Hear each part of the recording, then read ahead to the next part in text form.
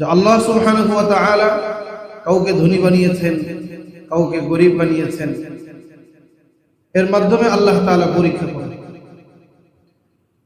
আর সম্পদশালীরা গরিবদের প্রতি সহানুভূতি প্রদর্শন করবে, তাদের অর্থ ব্যয় করবে, এর মাধ্যমে পরস্পরের মধ্যে সম্প্রীতি ভালোবাসা তৈরি হবে, দুনিয়ার মধ্যে শৃঙ্খলা বজায় থাকবে, আর একে অপরের থেকে উপকৃত হতে পারবে। ওয়ারাফা'না বা'দাহুম বা'দান সুখরিয়া, যে একজন আরেকজন থেকে যেন লাভবান হতে পারে, উপকৃত হতে পারে, এজন্য আল্লাহ তাআলা এইভাবে স্তরে স্তরে মানুষকে রেখেছে। আর মালের যাকাত আদায় করা এটা তার নৈতিক কর্তব্য এবং দায়িত্ব। আল্লাহ সুবহানাহু ওয়া তাআলা বয়ান করেছেন যে এই যাকাত যারা আদায় করবে এর মাধ্যমে তার সম্পদ যেরকম পবিত্র হবে, সম্পদ যেরকম পরিষ্কার হবে, ঠিক তার আত্মিক ভাবে তার আত্মাও পরিশুদ্ধ হবে। যেমন সূরা তওবা এসেছে, আউযু বিল্লাহি মিনাশ শাইতানির রাজীম, খুয মিন আমওয়ালিহিম সাদাকাতান। হে নবী সাল্লাল্লাহু আলাইহি ওয়াসাল্লাম, আপনি মুসলমানদের থেকে যাকাত গ্রহণ করুন, তুতাহহিরুহুম, এর মাধ্যমে আপনি তাদেরকে পবিত্র করেন। তাহলে নবীজি তাদের মাধ্যমে যাকাত গ্রহণ করে তাদেরকে পবিত্র করবেন। ওয়া তুযাক্কিহিম বিহা ওয়া সাল্লি আলাইহিম, এই যাকাতের মাধ্যমে তাদের আত্মা পরিশুদ্ধ হবে। ওয়া সাল্লি আলাইহিম, আপনি তাদের জন্য দোয়া করুন। তাহলে যারা যাকাত দিবে তাদের আত্মা পরিশুদ্ধ হবে, তারা তাদের জীবনকে পবিত্র করতে পারবে এবং নবী সাল্লাল্লাহু আলাইহি ওয়াসাল্লামের দোয়া পাবে। ইন্না সালাতাকা সাকানুন লাহুম ওয়াল্লাহু সামিউন আলীম, যে নিশ্চয় আপনার দোয়া তাদের জন্য প্রশান্তির কারণ। নবী আলাইহিস সালাম উম্মতের জন্য দোয়া করবে, আর সেই দোয়া তো অবশ্যই উম্মতের জন্য প্রশান্তির কারণ। আল্লাহ তাআলা সর্বশ্রোতা এবং সর্বজ্ঞানী, সবকিছু জানেন শুনেন। তো এই জন্য যে মালের যাকাত সঠিকভাবে আদায় করা এটা নৈতিক এবং মানবিক দায়িত্ব। সূরাতুত তাওবার 34 থেকে 35 নম্বর আয়াত, সেখানে আল্লাহ সুবহানাহু ওয়া তাআলা ধুমকি বয়ান করেছেন যে যারা সঠিকভাবে যাকাতটাকে বের করবে না, এই মাল তাদের জন্য কি পরিমাণ ক্ষতির কারণ হবে। আল্লাহ তাআলা বলেন, ওয়াল্লাযীনা ইয়াকনিজুনা আয-যাহাবা ওয়াল-ফিদ্দাতা ওয়া লা ইউনফিকুনাহা ফী সাবীলিল্লাহ ফাবাশশিরহুম বিআযাবিন আলীম। আর যারা স্বর্ণ এবং রূপা জমা করে রাখে অথচ তা আল্লাহর নির্দেশিত পথে ব্যয় করে না, ফাবাশশিরহুম বিআযাবিন আলীম, এই যাকাত না দেওয়ার কারণে আপনি তাদের যন্ত্রণাদায়ক শাস্তির সংবাদ প্রদান করুন। বলুন নাউযুবিল্লাহ। কিয়ামতের ময়দানে এই সম্পদ কি হবে? যে ইয়াউমা ইউহমা আলাইহা ফী নারি জাহান্নাম ফাতুওয়া বিহা জিবাহুহুম ওয়া জুনুবুহুম ওয়া যুহুরুহুম। কিয়ামত দিবসে এই স্বর্ণ রূপাকে, এই অর্থ সম্পদকে জাহান্নামের আগুনে উত্তপ্ত করে, তা দ্বারা তাদের ললাট, জিবাহুহুম এই তাদের চোয়াল, ওয়া জুনুবুহুম তাদের পার্শ্ব, ওয়া যুহুরুহুম এবং তাদের পিঠে পৃষ্ঠে সেকা দেওয়া হবে। লোহা দিয়ে যেরকম সেক দেয়, এই সেকা দেওয়া হবে। আর বলা হবে, হাযা মা কানাসতুম লিআনফুসিকুম ফাযুকু মা কুনতুম তাকনিজুন। এ হলো তোমার সে সকল ধন সম্পদ যা তোমরা নিজেদের জন্য সঞ্চয় করে রাখতে। সুতরাং আজ জমা করে রাখার সাধু গ্রহণ করো, বলুন নাউযুবিল্লাহ। অনুরূপ ভাবে মুসলিম শরীফের 988 নম্বর হাদিস, 87 নম্বর হাদিস, নবীজি সাল্লাল্লাহু আলাইহি ওয়াসাল্লাম বলেন, আবু হুরায়রা রাদিয়াল্লাহু তাআলা আনহু থেকে বর্ণিত, মা মিন সাহিবি যাহাবিন ওয়ালা ফিদ্দাতিন লা ইউআদ্দি মিনহা হাক্কাহা ইল্লা ইযা কানা ইয়াউমুল কিয়ামাতি সুফিহাত লাহু সাফাহিকুল নার। যে সকল স্বর্ণ রূপার মালিকগণ তাদের সম্পদ হতে নির্ধারিত হক যাকাত আদায় না করে, কিয়ামত দিবসে তার জন্য কতগুলো আগুনের পাত প্রস্তুত করে জাহান্নামের আগুনে উত্তপ্ত করে তা দ্বারা, যে ফাউমি আলাইহা ফি নারি জাহান্নাম ফায়ুওয়া বিহা জামবুহু ওয়া জাবিলুহু ওয়া যাহরুহু। যে আয়াতের মধ্যে গেছে যে তাদের চোয়াল এবং তাদের পার্শ্ব এবং তাদের পিঠে এইভাবে চেপে ধরা হবে।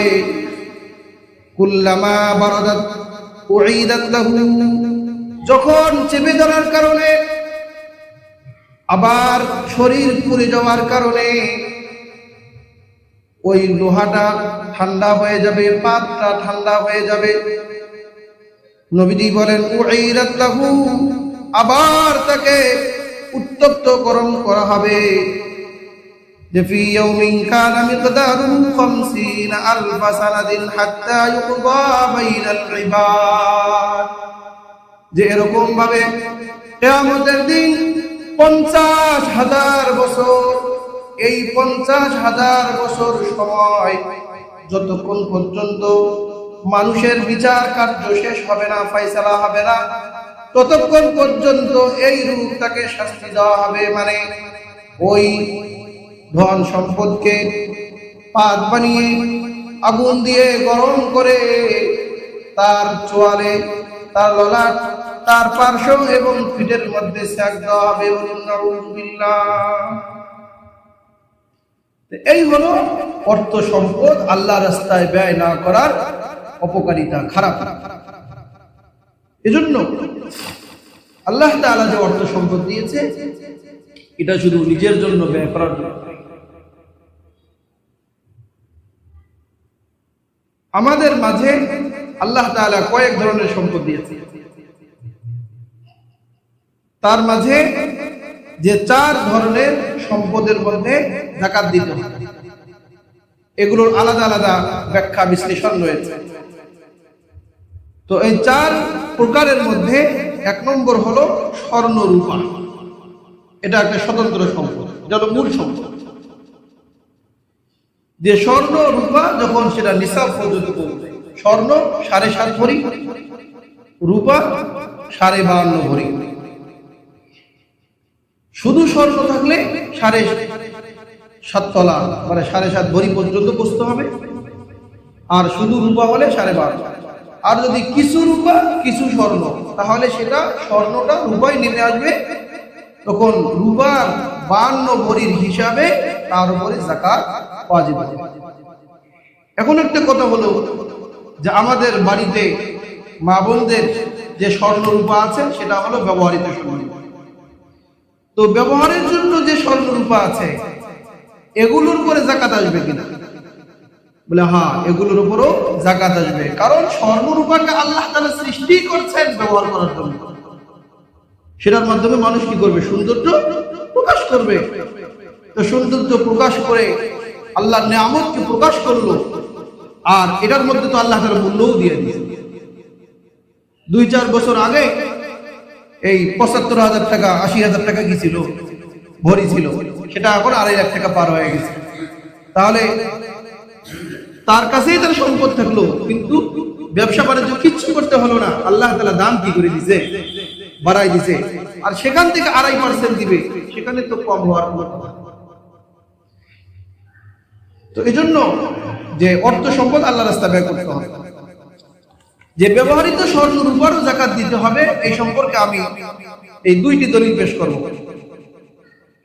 আব্দুল্লাহ ইবনে আমর ইবনে আস রাদিয়াল্লাহু তাআলা আনহু, অনেক বড় সাহাবী, তিনি বর্ণনা করেছেন আন্না ইমরাতান আতাত রাসূলুল্লাহ সাল্লাল্লাহু আলাইহি ওয়াসাল্লাম ওয়া মাআহা ইবনাতুন লাহা ওয়া ফি ইয়াদি ইবনাতিহা মাসকাতানানি ওয়ালিদাতানি মিন যাহাবিন।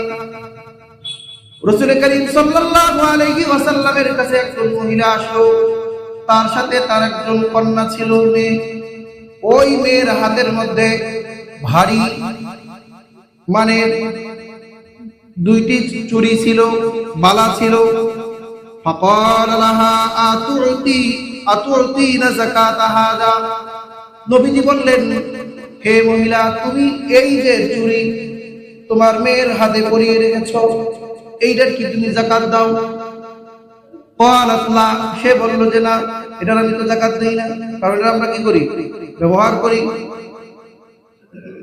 ক্বালা আয়াসুরুকি আইয়ুসাফিরাকিল্লাহু বিহিমা ইয়াওমাল কিয়ামাতি সিওয়ারাইনি মিন নার। নবীজি বললেন, তুমি কি এটা পছন্দ করো, ভালোবাসো যে আল্লাহ সুবহানাহু ওয়া তাআলা কিয়ামতের ময়দানে এই দুই চুরিকে জাহান্নামের চুরিতে রূপান্তরিত করবে? এরপরে নবীজি সাল্লাল্লাহু আলাইহি ওয়াসাল্লাম যখন বললেন এই কথা, তখন সে বুঝে নিল, মানে আজকে যদি আমি এই চুরি যাকাত না দেই, কিয়ামতের ময়দানে এই চুরিটাই আগুনের চুরি হয়ে যাবে। ক্বালা ফাখালাআত হুমা ফালতাকাতহুমা ইলা নবী সাল্লাল্লাহু আলাইহি ওয়াসাল্লাম ওয়া ক্বালাত হুমা লিল্লাহি আযজা ওয়া জাল্লা ওয়া লিরাসূলিহি। রাবী বলেন, আমর ইবনে আস রাদিয়াল্লাহু তাআলা আনহু, আব্দুল্লাহ ইবনে আমর ইবনে আস রাদিয়াল্লাহু তাআলা আনহু তিনি বয়ান করেন যে নবীজি এই কথা বলার পরেই ওই মহিলা তার মেয়ের হাত থেকে চুরি দুটি খুলে নিলেন। খুলে রাসূল করিম সাল্লাল্লাহু আলাইহি ওয়াসাল্লামকে দিয়ে বললেন, ইয়া রাসূলুল্লাহ, এটি আল্লাহ এবং আপনার জন্য, অর্থাৎ আপনার সন্তুষ্টির জন্য আমি দান করে দিলাম। তাদের কাছে এটা কঠিন মনে হয়েছে যে হায় হায়, এইটা কি হয়ে যাবে? জাহান্নামে আগুন হয়ে যাবে, দরকারই নেই এই চুরি ব্যবহার করার। আল্লাহ রাসূল তো আমরা তো বলতেছি না যে আপনি আল্লাহর কাছে সত্যি করে দেন, দান করে দেন। এটা তো সাহাবিয়া ছিল যে এখানে কমপক্ষে যতটুকু আল্লাহর রাস্তায় দেওয়া দরকার এতটুকু বের করা। তাহলে আমরা এই হাদিস থেকে বুঝতে পারলাম কিনা যে ব্যবহৃত স্বর্ণের উপরও কি আসে? যাকাত আসে। আরেকটি হাদিস, আম্মা জান আয়েশা সিদ্দিকা রাদিয়াল্লাহু তাআলা আনহা, তার নিজের ঘটনা, তিনি বলেন, দাখালা আলাইয়া রাসূলুল্লাহ সাল্লাল্লাহু আলাইহি ওয়াসাল্লাম, নবীজি আমার কাছে আসলেন। ফারআ ফি ইয়াদি ফাতাখাতিম মিন ওয়ারাকিন ফাকাল, তিনি বলেন রাসূল করিম সাল্লাল্লাহু আলাইহি ওয়াসাল্লাম আমার কাছে এসে তখন আমার হাতে কয়েকটি বড় বড় রূপার আংটি ছিল। আগে ছিল স্বর্ণের কথা, এখানে আছে রূপার আংটি ছিল। ফাকাল মা হাযা ইয়া আয়েশা, নবীজি বললেন, হে আয়েশা, এগুলো কি, এসব কি? ফাকুলতু সনাতুহুন্না আতাযায়্যানু লাকা ইয়া রাসূলুল্লাহ। আম্মা জান বলেন, আপনার সামনে সৌন্দর্য প্রকাশ করার জন্য এগুলো তৈরি করেছি। মা বলল, তো এগুলো পরে স্বামীকে খুশি করার জন্য, তার সামনে সাজুগুজু করার জন্য এগুলো বললে আপনাকে ভালো লাগবে, আপনাকে খুশি করার জন্য এগুলো তৈরি করেছি। ক্বালা আতুদ্দিনা যাকাতাহুন্না, নবীজি বললেন, তুমি কি এসবের যাকাত প্রদান করো?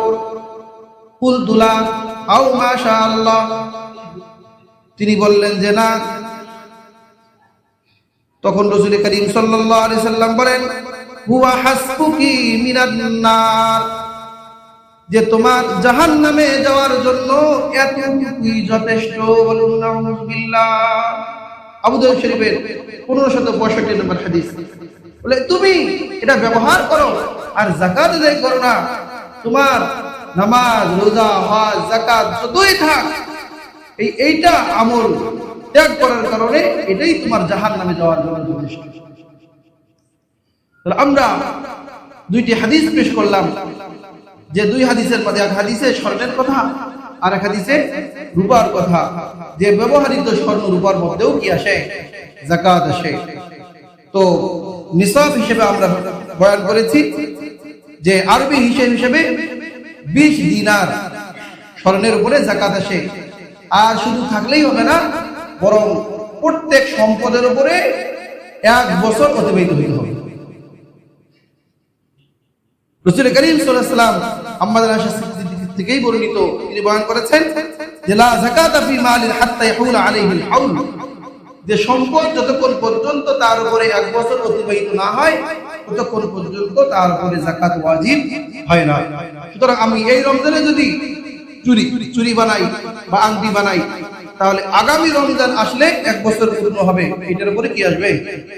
যাকাত। তাহলে সংক্ষেপে আমরা জানলাম যে স্বর্ণ হলে 7.5 ভরি, রূপা হলে 52.5 ভরি, আর যদি দুইটাই কিছু কিছু থাকে তাহলে সেটা রূপার হিসাবে চলে আসবে। দ্বিতীয় নম্বর সম্পদ হলো যে ব্যবসায়ী পণ্য, ব্যবসায়ের মাল। আমরা যারা দোকানদার, কাপড়, ওষুধ, তারপরে গাড়ি, আরো যা কিছু আসবাবপত্র আছে, জায়গা জমি, খাবার পানি, জমি দেখেন, যে সমস্ত জমি ব্যবহারের জন্য, আপনি বাড়ি করার জন্য জমি কিনছেন বা আবাদের জন্য জমি কিনছেন, ওই জমির উপরে যাকাত আসবে না। সেখান থেকে বাড়ি ভাড়া যা আসবে, ওখান থেকে ফসল যা আসবে, সেখান থেকে যাকাত আসবে। কিন্তু যেই জমিটা শুধুমাত্র ব্যবসার উদ্দেশ্যে, আপনি জমিটা কিনে রেখে দিচ্ছেন, মনে করেন যে 5 কোটি টাকা দিয়ে, কোনো কাজ নেই, আপনার টাকাটা এখানে রেখে দিচ্ছেন, ব্যাংকে না রেখে আপনি জমি কিনে রেখে দিলেন, 2-4 বছর পরে 8 কোটি টাকা হবে। তাহলে এখন আপনার হাতে টাকা নেই, এখন যাকাত দিতে পারতেছেন না, কিন্তু প্রত্যেক বছর হিসাব থাকবে, এই বছরে এই জমির দাম কত হলো, তাহলে আপনার টাকা এই পরিমাণ হয়েছে, তাহলে তারপর বছর কত হলো, তার মানে আপনার টাকা এতগুলো হয়েছে। এর যা খরচ সব বাদ দিয়ে যা টাকা থাকে, এখান থেকে প্রত্যেক লাখে 2,500 টাকা বের করে দিতে হবে। এটা হলো ব্যবসায়ী জমির ক্ষেত্রে। তাহলে ব্যবসায়ের পণ্য যা থাকে, আমরা ক্রয় করতেছি, আনতেছি, বিক্রি করতেছি, এরভাবে চলতে চলতে শুরুতে এবং শেষে, বছরের শুরুতে এবং শেষে কতটুকু থাকলো, মধ্যখানে যদি কমে যায়, বেড়ে যায়, এটা কোনো ধর্তব্য না, এটা কোনো বিষয় না। তৃতীয় নম্বর হলো যে ভূমি থেকে উৎপাদিত শস্য এবং ফসলের, আমরা ধান, আলু, আরো যে সমস্ত শস্য আবাদ করি, এগুলোর যাকাত দিতে হবে। যাকাত কতটুকু? যে 5 ওয়াসকের কথা আছে, নিসাব, যেটা আমাদের বাঙালি হিসেবে 17 মণ, এটা হলো নিসাব। আপনি ধান আবাদ করছেন, তো ধানটা যদি কত মণ হয়? 17 মণ হয়। এই 17 মণ হলে সেখান থেকে আপনার যাকাত আসবে, আর এইটার জন্য 1 বছর অতিবাহিত হতে হবে না। আল্লাহ তাআলা বলেন ওয়াতু হাক্কাহু ইয়াওমা হাসাদি, যে এটার যে অধিকার, হক, সেটা কাটার দিনই দিয়ে দাও। হাসাদুন মানে হলো মারাই করা, ওই যে ধান মারাই করে না, ধান ডাঙ্গা বলেন, মেশিন দিয়া করা। আর আগে তো ওই যে গরু দিয়া কি করতো, ঘুরাইতো, এটাকে মারাই করে। তো বলতেছে ফসল কাটার দিনে সেটা আদায় করে দাও, এটার জন্য 1 বছর অতিবাহিত হতে হবে না। হ্যাঁ, এটার মধ্যে একটা শর্ত হলো যে যদি আকাশের পানি থেকে ওই আবাদটা কি হয়, আমাদের কাছে আসে, বলে আমার পানি সিঞ্চন করার দরকার হয় নাই, দেয়াল করার দরকার হয় নাই, ওইরকম শ্রম দিতে হয় নাই, তাহলে এরকম সম্পদ যদি হয়, এমন জমিন থেকে যে ফসল আসবে 17 মণ হলে, সেখান থেকে ওশর দিতে হবে।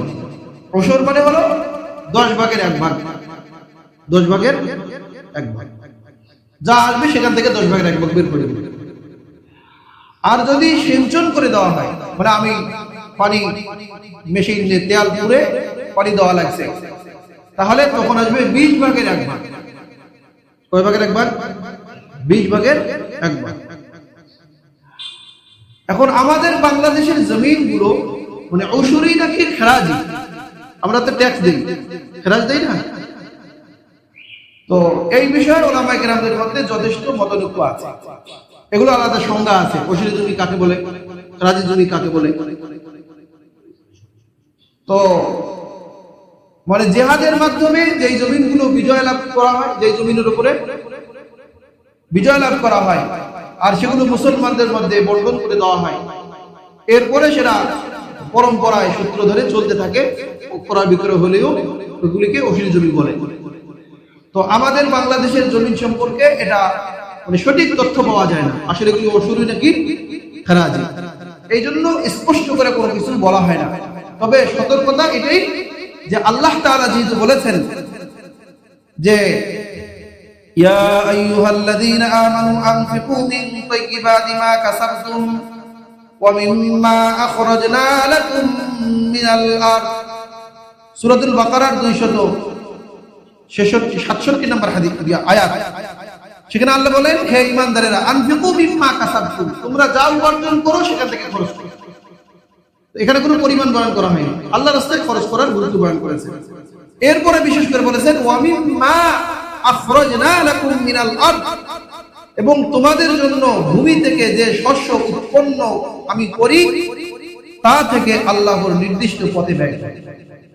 তো আল্লাহ বলছেন আখরাজনা, আমি যা বের করে দেই সেখান থেকে আল্লাহর রাস্তায় কি করো, বের করো। তো কতটুকু বের করবে সেটার ব্যাখ্যা এখানে কি আয়াতেই বলা হয়নি। তো রাসূল করিম সাল্লাল্লাহু আলাইহি সাল্লাম সেটা বয়ান করে দিয়েছেন, তার তাফসীর হিসেবে আসছে বুখারী শরীফের 1483 নম্বর হাদিস, যে ফিমা সাকাদিস সামা ওয়াল উয়ুন আও কানা আসরিয়ান আল উশর, যে আসমান এবং ঝর্ণার পানিতে কিংবা স্বেচ্ছা উৎপাদিত ফসলের মধ্যে 1/10 দিতে হবে। আর ওমা সুকিয়া বিন নাদহি নিসফুল উশর, আর যা সেচের মাধ্যমে আবাদ হয় তার মধ্যে 20 ভাগের 1 ভাগ যাকাত দিতে হবে। তাহলে এই হাদিসের মধ্যে স্পষ্ট আসলো কিনা যে আল্লাহ তাআলা যা বের করে দেন সেখান থেকে আমরা কতটুকু আল্লাহর রাস্তায় দিব। তো এজন্য সতর্কতা বলুক, আমরা উশর বের করে দিব, আল্লাহ তাআলা দিয়ে দিবেন, আল্লাহ তাআলা ফসলের মধ্যে বরকত দিবে এবং আযাব এবং গজব থেকে কি করবে, রক্ষা করবে। তাহলে এটা হলো 3 নম্বর প্রকার। 4th নম্বর প্রকার হলো যে সকল প্রাণীর যাকাত আসে, হাঁস মুরগি এরকম ছোট প্রাণীর যাকাত আসে না। যাকাত আসে উট, গরু, মহিষ, ছাগল, দুম্বা, ভেড়া, এগুলোর উপরে। এগুলোর নির্দিষ্ট পরিমাণ আছে। আমাদের বাংলাদেশে যে সমস্ত গরু ছাগল আমরা পালি এগুলোর উপরে যাকাত আসে না। কারণ হলো এখানে শর্ত আছে, 4টা শর্ত। তো মূল শর্ত হলো যে সায়েমা হতে হবে, মানে বছরের অধিকাংশ সময় যে চরণভূমিতে মাঠে চড়ে খায়, মানে তাদেরকে ঘাস কিনে খাওয়াইতে হয় না, খড় কিনে খাওয়াইতে হয় না। এটা তো একটা খরচ, ব্যয় না, মানে ওদের ক্ষেত্রে ব্যয় করা লাগে না। আগেকার সময় যেরকম ছিল, মাঠ ফাঁকা, সেখানে গরু ছাগল দলে দলে নিয়ে গিয়ে খাওয়াইতেছে, আসতেছে, খাইতেছে। তো বছরের অধিকাংশ সময় যদি এরকম চরে খায়, মানে তাদেরকে খাওয়ানোর ব্যাপারে আমাদের কি করে না, অর্থ খরচ করতে হয় না। এরকম পশু যদি থাকে তখন সেগুলোর উপর কি আসে, যাকাত আসে। আবার সেগুলো হাল চালানোর উদ্দেশ্য হয় না, সেগুলোর দ্বারা দুধ দহন করে বিক্রি করা, সেটাও কি থাকে না, উদ্দেশ্য থাকে না। মানে শুধুই উদ্দেশ্য হয় সম্পদ বৃদ্ধি করার জন্য। তাহলে দুধের পশু সেটার উপর যাকাত আসবে না, হালের পশুর উপরে যাকাত আসবে না, যেটা আমার কাজের জন্য থাকে। এরকম যদি হয় তাহলে উট 1 থেকে 4টা যতক্ষণ হবে তখন যাকাত আসবে না। যখন 5টা উট কারো থাকবে এইরকম উট, তখন একটা ছাগল দিতে হবে। এরকম প্রত্যেক 5-এর মধ্যে একটা করে ছাগল থাকবে 24টা পর্যন্ত। 25টা যখন হবে তখন একটা বিনতে মাফাজ দিবে। এরপর একটা পরিমাণ থাকবে 35, 45, 65, হ্যাঁ, বিনতে লাবু, মানে 1 বছর, 2-4 বছরের উট এরকম দিবে। আর প্রত্যেক 5-এ একটা করে কি দেখবে, ছাগল থাকবে, এভাবে যাকাত দিবে। আর গরু যদি হয় তাহলে গরুর নিসাব হলো 30টা। কয়টা গরু থাকা লাগবে বলেন? 30টা। যে 30টা গরু যদি হয় তখন সেখান থেকে একটা গরু যাকাত দিবে, যেটা 1 বছর পার হয়ে গেছে, 2 বছরে বদল করছে। এরপরে আরো যখন অতিরিক্ত হবে আরো নিসাব আছে, তো সর্বনিম্ন কত? 30টা। আর ছাগল সর্বনিম্ন 40টা, সর্বনিম্ন 40টা। তো 40টা ছাগল হলে একটা ছাগল দিবে। এরকম প্রত্যেক 40-এ একটা করে ছাগল থাকবে। এরকম চলতে চলতে 200 পর্যন্ত। তো 200 যখন পার হবে প্রত্যেক 100 একটা। দেখেন কত সহজ হয়ে গেছে। তো এরকম তো আমাদের বাংলাদেশে নাই, আছে খুব কম, থাকলে থাকতে পারে কোথাও। তো এই হলো পশুর যাকাত। আর ছাগল, দুম্বা, ভেড়া ওগুলো ওই ছাগলের মধ্যে পড়ে যাবে। তো এইভাবে যদি আমাদের কারো সম্পদ থাকে যাকাত দিয়ে দিবে। আমাদের অনেকের টাকা পয়সা ব্যাংকে থাকে, যেটা আমাদের কোনো কাজে লাগে না, শুধুমাত্র ওখান থেকে আমরা ইন্টারেস্ট খাই। এখন ব্যাংকে সঞ্চয় অ্যাকাউন্ট খুলে আপনি যে একটা নামাজি, মুসল্লি, রোজাদার, হ্যাঁ, ব্যাংকের থেকে ইন্টারেস্ট খাইতেছেন, এটা কি বলে? এগুলি নামাজ হইতেছে? বলে আপনি কোন ব্যাংক থেকে খাইতেছেন, কিভাবে খাইতেছেন সেটা আপনি জানেন, আপনার কোথায় জানেন, সেটা আমি বলতেছি না। কিন্তু সঞ্চয় অ্যাকাউন্ট খুলে আপনি যেভাবে ইন্টারেস্ট খাইতেছেন এই সম্পর্কে হক্কানি আলেমদের কাছে পরামর্শ নিয়ে খাই, ঠিক আছে? যে আপনারটা খাওয়াটা বৈধ হচ্ছে কি না। অনেকেই আছে টাকা তুমি বিক্রি করে ওই ব্যাংকে টাকা রেখে দিয়েছে, ওখান থেকে মাসে মাসে কি করতেছে, খাই। এটা খাওয়ার ক্ষেত্রে আপনি হুঁশ করিয়ে যে সুদ এটা মারাত্মক অপরাধ। এটা একজন কুকুরের গোশত যদি আপনাকে দেয় ইফতার করতে, আপনি খাবেন? আপনি তারপরে মানে গজব নাযিল করবেন, হ্যাঁ কুকুরের গোশত দিয়ে আমি মুসলমান, আমি তো রোজাদার, আমাকে কুকুরের গোশত দিয়ে কি দিতে ইফতার করাই দিয়েছে। আরে ভাই, কুকুরের গোশত খাইলে কি মায়ের সাথে জেনা করা হয়? অপরাধ হয়? হ্যাঁ। কিন্তু সুদ খাইলে মায়ের সাথে জেনা করার মতো অপরাধ। তাহলে কত বড় অপরাধ! এগুলো আমরা শুনি, কিন্তু আমাদের মানে মনের মধ্যে এটা আঘাত হানে না। আজকে সবাই কোনো না কোনো অপরাধে আমরা জড়িত আছি, কোনো না কোনো ভাবেই সুদের সাথে জড়িত আছি। এগুলো থেকে বের হয়ে আসতে হবে। সামান্য কারণে একটু দোকান ডেভেলপ করবে, বেশি মাল উঠাবে, এই লাখ লাখ টাকা লোন নিয়ে সে না, ইসলাম এটার অনুমতি নাই। আপনি হালাল তরিকে হারাম হালাল পন্থায় যতটুকু উন্নতি করতে পারেন করেন, কিন্তু এভাবে হারামের উপরে দাঁড় করিয়ে আপনার করার এগুলি। তো এই জন্য আমাদেরকে ইসলাম পন্থী হতে হবে। তাহলে ব্যাংকে যারা আমরা টাকা রাখছি ওই টাকার উপরে হিসেব করেও দিতে হবে, যাকাত দিতে হবে। আমরা যদি অন্যদের কাছে ঋণ রাখি, পাওনাদার, ওই পাওনা টাকার উপরও কি আসবে, যাকাত আসবে। এখন টাকা নেই, যাকাত দিতে পারতেছি না, কিন্তু যখন টাকাটা হস্তগত হবে তখন আমরা সেখান থেকে দিব, যাকাত দিব। আর যদি পাওয়ার কোনো সম্ভাবনা না থাকে, মানে পাওয়ার কোনো আশা নাই, তখন ওইটার উপর কি আসবে না, যাকাত আসবে না। যখন হাতে আসবে তখন দিতে হবে। এখানে একটা মাসলা হলো যে আমরা দোকানের সিকিউরিটি দেই না, লাখ লাখ টাকা দিয়ে রাখছি, বলে ওই টাকাটা কি হিসেবে দিছি, ওইটা কি হিসেবে ধরা হবে, ঋণ হিসেবে নাকি বন্ধকি হিসেবে? আমরা কি হিসেবে ধরি? বলে যদি ওই ঋণ হিসেবে ধরি, এটার দুই অবস্থা। এক অবস্থা হলো যে আমি তাকে 18 লাখ টাকা দিছি, ওই 18 লাখ টাকা ওখানেই আছে, ওখান থেকে কোনো কিছু কমবে না, শুধু দিয়ে রাখছি ওসিদটা হিসেবে, আর প্রত্যেক মাসে আমি তার দোকান ভাড়া দিয়ে দিই, হয় না এরকম? তার মানে আমি সেটা তাকে বন্ধক হিসেবে, দলিল হিসেবে দিয়ে রাখছি, ওইটার মালিককে আমি। যেহেতু সেটা আমার মালিকানায় আছে, তাহলে ওই টাকার উপরে কি আসবে, যাকাত আসবে, ওই টাকার উপরে যাকাত দিতে হবে। আর যদি পরিস্থিতি এমন হয় যে টাকাটা যাকে দেয়া হয়েছে ওই টাকা তাকে একদম দিয়ে দেওয়া হয়েছে, আর বলা হয়েছে যে আপনি প্রত্যেক মাসে এখান থেকে আমার ভাড়া কি করবেন, কর্তন করবেন, তাহলে ওইটার মালিকানা থেকে আমার মালিকানা কি হয়ে গেছে, বের হয়ে গেছে। তাহলে এইভাবে করে তাহলে ওই টাকার মালিক সে হয়ে গেছে, বলেন একটা সম্পদ সেটার মালিক যে কোনো কিছু হতে হবে, না হয় আমি হব, না হয় কি হবে, সে হবে। বলে ও মালিক না আমিও না, এরকম কি হবে? এরকম হয় না। আমি মালিক হলে আমার উপরে জাকাত আসবে, আর যদি সে মালিক হয় তাহলে সে এটা ব্যবহার করতেছে, আর তার কাছে যদি সেটা সঞ্চয় থাকে, সঞ্চিত থাকে, তাহলে সেখান থেকে সে দিবে, জাকাত দিবে। এইভাবে করে এই সম্পদগুলোর উপর জাকাত আসবে।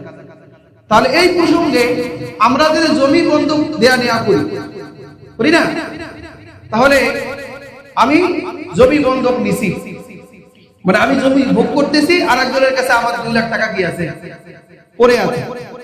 2 বছর পরে আমি তাকে জমি দিয়ে দেবো, সে আমাকে কি দিয়ে দিবে? 2 লাখ টাকা ফেরত দিবে। তাহলে ওই টাকার মালিক কে? আমি, তাই না? কিন্তু আমি যেন তাকে এই টাকাটা দিছি তাকে ব্যয় করার জন্য, মানে এটা দলিল হিসেবে, সে যে জমি দিছে আমাকে ওই বন্ধক দলিল হিসেবে, তো টাকা তার প্রয়োজনে নিছে, কিন্তু টাকার মালিক আমি। সুতরাং ওই বন্ধুকে জমির যে টাকা, ওই টাকার উপরও কি আসবে? জাকাত। ওটারও জাকাত দিতে হবে।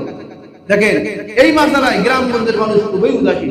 কত মানুষের কাছে লাখ লাখ টাকা পড়ে আছে, জাকাত দেয়, জানেই না যে জাকাত দিতে হবে কিনা। দেখেন এরকম করে কত মানুষের কাছে টাকা পয়সা বঞ্চিত আছে, আর গরিব মানুষরা হাহাকার করে বেড়াইতেছে, দরজায় গিয়ে বাবা আপনি জাকাত দেন, 5 টাকার নোট দিয়ে ধরাই দিয়ে, আপনি 5 টাকা 10 টাকা দিয়ে কি করবে? এরকম করে কি কেউ স্বাবলম্বী হবে? যে আজকে যদি প্রত্যেকেই আমরা আমাদের যাকাতগুলোকে সঠিকভাবে বের করতাম, তাহলে সমাজের মধ্যে অবশ্যই আল্লাহ তাআলা মানুষের মধ্যে সচ্ছলতা দিয়ে দিবেন। কারণ যাকাতের মাধ্যমে সমাজ সংস্কার হবে, মানুষের মধ্যে সচ্ছলতা আসবে। এই জন্যই আল্লাহ তাআলা যাকাত ব্যবস্থা দিয়েছেন। কি বলেন?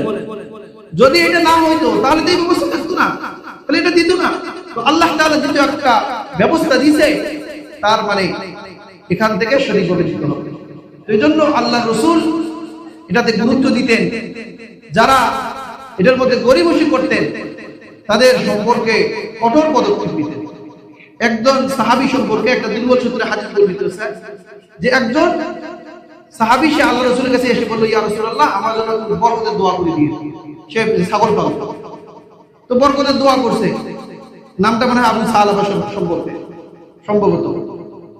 তো এমন আল্লাহ রাসূলের দোয়ার বরকত কিছুদিনের মধ্যে অনেক ছাগল টাগল হয়ে গেছে। তো এখন এই অর্থ সম্পদের ব্যস্ততায় এই বেড়া আর 5 ওয়াক্ত নামাজের মসজিদে পৌঁছে যেতে পারে না, এখন আর শহরে থাকতে পারতেছে না, এখন গ্রামে যাইতে হবে, মসজিদ থেকে দূরে সরে গেছে। আরো অনেক বরকত হয়েছে, দূরে সরে এখন গিয়ে জুমাতেও আসতে পারে না। দেখেন মানুষের অর্থ সম্পদ বেশি হলে কি অবস্থা। এক পর্যায়ে তার অনেক অর্থ সম্পদ যাকাত হয়ে গেছে। আল্লাহর নবী তার কাছে লোক পাঠাইলেন, খুয মিন আমওয়ালিহিম সাদাকা, যে তার থেকে যাকাত নাও। তো যাকাত দিতে পাঠাইছে, কিন্তু যাকাত দিতে সে গরিবসী করছে, মানে বিলম্ব করছে। আল্লাহ রাসূল অসন্তুষ্ট হয়ে গেছে। আল্লাহ রাসূলের অসন্তুষ্টি বুঝে সে যাকাত বের করে নিয়ে আসছে। আল্লাহ নবী আর তার যাকাত গ্রহণ করেন। সে কেন গরিবসী করলো? ফরজ বিধান সম্পর্কে আল্লাহ নবী গ্রহণ করেই সে চলে গেছে। আবু বকরের যুগ আসছে, আবু বকরের যুগে আবার সে যাকাত, মানে প্রত্যেক বছরে তো যাকাত আসে, হিসাব করে যাকাত ধরে আসে। আবু বকর গ্রহণ করে নেয়, আল্লাহ নবী তোমার যাকাত গ্রহণ করে নাই, আমি নেব না, যাও। এভাবে আবু বকরের যুগ গেছে, ওমরের যুগ গেছে, এরপরে সে মারা গেছে। আল্লাহ পাকেই জানে তার কবরে কি হয়েছে। আবু বকর সিদ্দিক রাদিয়াল্লাহু খলিফা হওয়ার পরে অনেকেই বলতো যে আমরা যাকাত দেব না, অস্বীকার করছে। আবু বকর বলছে যাকাত কেন? যে গরু, উট, ছাগল তো দিতে হবে, এমনকি ছাগলের রশি, গরুর রশিটা দিতেও যদি অস্বীকৃতি জানায়, তার বিরুদ্ধে আমি যুদ্ধ ঘোষণা করি। দেখছেন যে কোনো অবকাশ নাই শিথিলতা। তো যেহেতু আমাদের আজকে ইসলামী সমাজ না, যদি ইসলামী সমাজ হতো তাহলে রাষ্ট্রের পক্ষ থেকে জোর জুলুম করে যে আজকে নতুন করে ভিক্ষা করে মানুষের দ্বারা দ্বারা ঘোরার দরকার ছিল না। সরকারের লোক এখানে ক্যাম্পেইন করবে, ক্যাম্প বসাবে। ওই যে ইয়ার টাকা যেরকম নিয়ে যায় ব্যাংকের টাকাওয়ালারা, এখানে এসে বসবে, তার কত গরু ছাগল আছে সব নিয়ে আসো, এখানে হিসাব করে করে উনি কি দিবে? যাকাত দিবে। এরকম প্রত্যেক ব্যক্তির অ্যাকাউন্ট চেক করে করে সে কি করবে? টাকা গ্রহণ করবে। এরপরে সেটা সমানভাবে সবাইকে কি করে দিবে, বন্টন করে দিবে। ওই ব্যবস্থা তো আমাদের নাই। এখন আমাদের নৈতিক কর্তব্য দায়িত্ব হয়ে গেছে, আল্লাহর ভয়ে আমাদের এগুলো বের করে দিতে হবে।